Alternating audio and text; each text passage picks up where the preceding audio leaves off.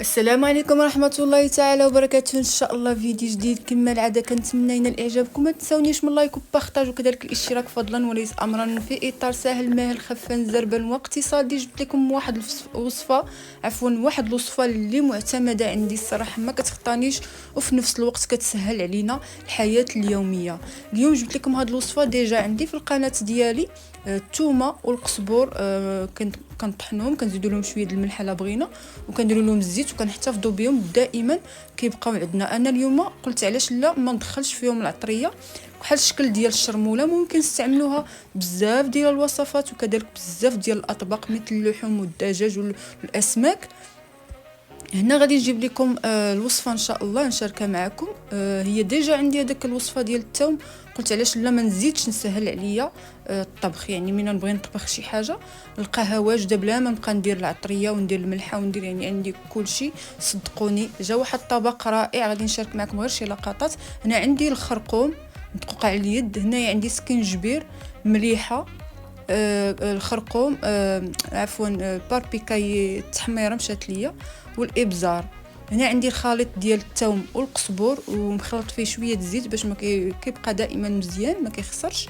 وعندي واحد الكونتيتي شويه ديال الزيت في واحد القريعه. نتوما هنايا كيبقى عندكم اختيار تزيدوا يعني الكونتيتي ديال مثلا القزبور والثومه اولا ديال التحميره اولا ديال الخرقوم اولا ديال الملحه اولا ديال السكينجبير اولا ديال الابزار.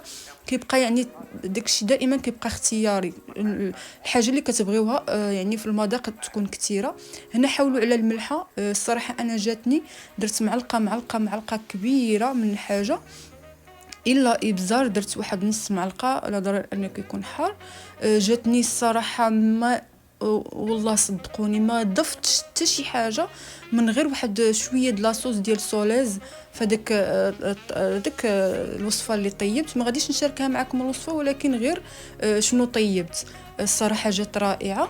هنايا صافي خلطنا في داك القرعه اللي فيها تقريبا واحد 4 كاس ديال الزيت، درنا فيها الزيت، درنا فيها داك الخليط ديال الثومه المعتمد عندي، كذلك العطريه مع شويه ديال الملحه على حسب الذوق، والابزار تيبقى اختياري باش يعني الا بغيتو حاجه حاره ولا مالحه. هنا الصراحه حتى الحامض الا كان شي حامض هكا معصور شويه ولا بودر ولا هذا غير كنعرفوا بان اللحم ما كيحتاجش الثومه بزاف وما كيبغيش الحامض، هو كيبغي الحامض اللحم غير في الشوا هكا ما كيباش كيجيه هشيش.